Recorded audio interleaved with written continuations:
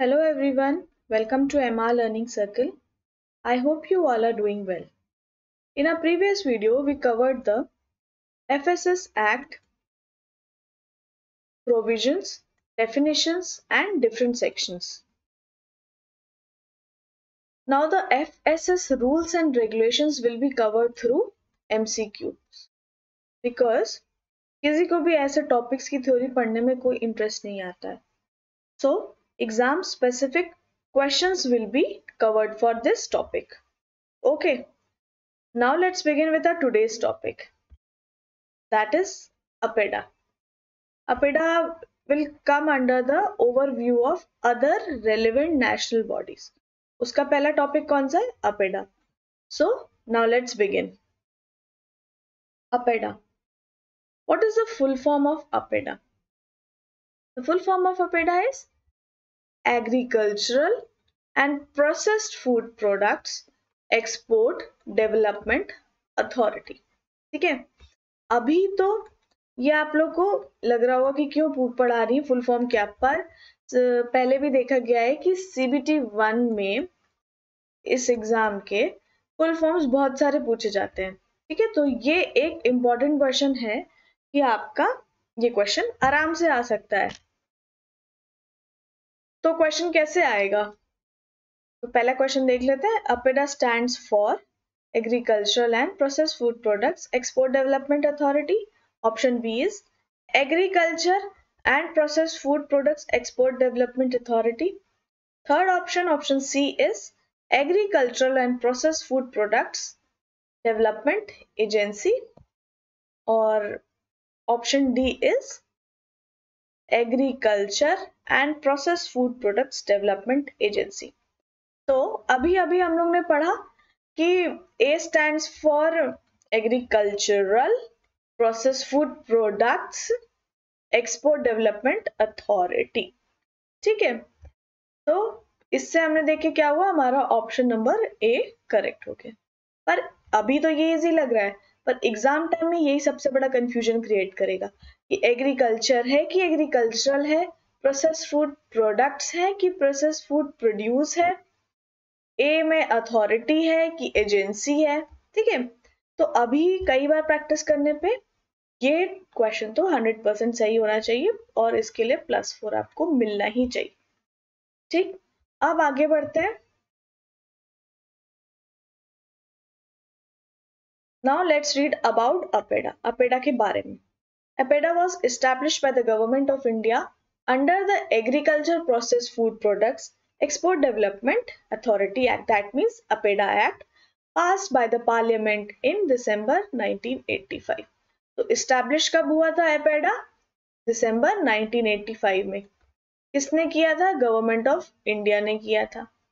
ठीक है, ये क्लियर. अब दूसरा पॉइंट क्या है? APEDA came into effect from, कब से काम में शुरू हुआ? 13 Feb 1986 से. ठीक है, next point, it replaced processed food export promotion council. किसको रिप्लेस किया था? Processed food export promotion council को. किसने रिप्लेस किया? APEDA ने रिप्लेस किया. ठीक है, ये तो थ्योरी होगी. अब क्वेश्चन कैसे आ जाएंगे? अब क्वेश्चन क्या आया देखो, एग्जाम में क्या क्वेश्चन आया? APEDA was established. ठीक है, अब आपके पास ये क्वेश्चन है, APEDA was established. अब उस समय तो याद नहीं आ रहा एस्टैब्लिश कब हुआ था, किसी को याद है? February 19. अब ऑप्शन देख लो पहले. दिसंबर 1985, दिसंबर 1986, February 1985, February 1986. तो इसका सही ऑप्शन क्या, आंसर क्या होगा? ऑप्शन नंबर ए. ठीक है, देखो अभी पढ़ा. अब नेक्स्ट क्वेश्चन क्या है? APEDA came into effect from, कब से इफेक्ट में आया? 13 Feb 1986, 24 December 1985, 13 Feb 1985 और 24 December 1986. तो option A would be correct for question number 3. ठीक है, अब देखो क्वेश्चन में डिफरेंस क्या है. इस्टेब्लिश का डिफरेंस रखना है कि इस्टेब्लिश कब हुआ था याद रखना है, और इफेक्ट में कब आया था ये याद रखना है. ठीक है, next question, APEDA replaced. APEDA ने किसको रिप्लेस किया था? अब आप दिमाग लगाओगे, उस समय नहीं पढ़ा कि किसी एक्सपोर्ट से रिलेटेड ही होगा, तो देखो अब कितने कंफ्यूजिंग ऑप्शन दे सकते हैं। Process food export promotion council, ठीक है। Next option is export inspection council. Third option is Indian institute of packaging. Fourth क्या है, export and import bank of India. तो अपेडा ने किसको रिप्लेस किया था, option number a process food export promotion council. अगर नहीं पढ़ा होता तो ये क्वेश्चन नहीं होता, पर अब ये क्वेश्चन एग्जाम में आएगा और आप लोग कर भी लोगे। अब आगे बढ़ते हैं। Now APEDA comes under the ministry of commerce and industries, ठीक है। अब इसी तरह आपको बताना है कि FSSAI कौन सी मिनिस्ट्री के अंडर आता है, कमेंट सेक्शन में कमेंट करके बता दीजिए। अब अपेडा का काम क्या है, it promotes export of agricultural and process food products from India. क्या प्रमोट कर रहा है, एक्सपोर्ट को प्रमोट कर रहा है, तो उसके फंक्शंस भी कैसे होंगे, एक्सपोर्ट रिलेटेड होंगे, ठीक है। Next point is head office कहाँ है, न्यू दिल्ली में। कितने रीजनल ऑफिसेज हैं, 15 रीजनल ऑफिस है, ठीक। यहां तक कोई डाउट नहीं ना। अब क्वेश्चन नंबर 5 देखो। क्वेश्चन अब एग्जाम में आ गया, APEDA operates under which ministry. Ministry of, option a is ministry of rural development, option b is ministry of commerce and industry, option c is ministry of agriculture and farmers welfare, d ministry of consumer affairs, food and public distribution. है ना सारे confusing option. अब इसका option क्या होगा फिर इसमें से, option number B commerce and industry. देखो अभी पढ़ा ना, ministry of commerce and industry. तो ऐसे ही क्वेश्चन आएंगे अपेडा से। अभी इजी इसलिए लग रही है क्योंकि अभी तुरंत पढ़ा है वो पॉइंट और तुरंत ही उसका एमसीक्यू कर रहे हैं। अब नेक्स्ट क्या है, एडमिनिस्ट्रेटिव सेटअप। एडमिनिस्ट्रेटिव सेटअप में देखो एक चेयरमैन होते हैं, फिर उसके बाद डायरेक्टर होते हैं, सेक्रेटरी होते हैं और अदर स्टाफ्स होता है। टोटल कितने सैंक्शन है, टोटल स्ट्रेंथ कितनी सैंक्शन है अपेडा में, 124 इंक्लूडिंग द चेयरमैन। कितनी डिफरेंट कैटेगरीज, 4 कैटेगरी में डिवाइड है, ए बी सी और डी, ठीक है। चेयरमैन को कौन अपॉइंट करता है, सेंट्रल गवर्नमेंट अपॉइंट करती है। डायरेक्टर को अपेडा अपॉइंट करता है, सेक्रेटरी को भी सेंट्रल गवर्नमेंट अपॉइंट करती है, ठीक है। यहां तक कोई प्रॉब्लम। अब देखो question number 6। Chairman of APEDA is appointed by central government, state government, APEDA या FSSAI। तो कभी कंफ्यूजन हो जाए, अपेडा का चेयरमैन है तो अपेडा करेगा, नहीं। अपेडा का चेयरमैन किसको कौन अपॉइंट करता है, सेंट्रल गवर्नमेंट। तो your option A will be correct for the appointment of chairman. Next question, director of APEDA is appointed by, director को कौन अपॉइंट करता है, APEDA. Option number C APEDA, director कौन अपॉइंट करता है, APEDA. Now next question, secretary of APEDA is appointed by, option number A central government, B state government, C APEDA, D FSSAI। Same options, answer बताओ। It would be option number A central government, ठीक है। समझ में आ रहा है ना किस तरीके के क्वेश्चन आएंगे एग्जाम में। अब नेक्स्ट क्वेश्चन क्या है, the total sanction staff strength of APEDA including the chairman, ठीक है। इंक्लूडिंग चेयरमैन है तो कितना है, 124। अगर ये लिख देता एक्सक्लूडिंग चेयरमैन, यहाँ पे ये भी ऑप्शन हो सकता था ना, एक्सक्लूडिंग चेयरमैन, तो क्या हो जाता है, एक माइनस कर देते 123 हो जाता। क्लियर, सिंपल, ठीक है। यहाँ तक कोई प्रॉब्लम होगी तो प्लीज कमेंट सेक्शन में बताइए। इसी तरीके के क्वेश्चन आएंगे, बहुत सिंपल आता है, आराम से हो जाएगा। अब देखते हैं कि कौन कौन से प्रोडक्ट्स अपेडा मॉनिटर करता है। तो किससे, एग्रीकल्चरल एंड प्रोसेस फूड। तो APEDA is mandated with the responsibility of, क्या है रिस्पॉन्सिबिलिटी अपेडा की, export promotion and development of the following scheduled products. तो किसका किसका, food sorry fruits, vegetable and their products, meat and meat products, next poultry and poultry products, मतलब फिर dairy products, next is confectionery, biscuit, bakery products. समझ में आया। इधर देखो सारे के सारे ऑलमोस्ट जो भी खाने पीने से रिलेटेड है, फल सब्जी, मीट, पोल्ट्री का, डेयरी, कन्फेक्शनरी, बेकरी, बिस्किट, जितनी चीजें उन सबको, क्योंकि एग्रीकल्चर, अब ये कन्फेक्शनरी, बेकरी, ये सब क्यों आया? आपने गेहूं उगाया, गेहूं से बना आटा, आटे को और प्रोसेस किया तो बना मैदा, मैदे से आपने क्या बनाया? बिस्किट बनाया। तो ये क्या हो गया? प्रोसेस्ड फूड हो गया ना एक।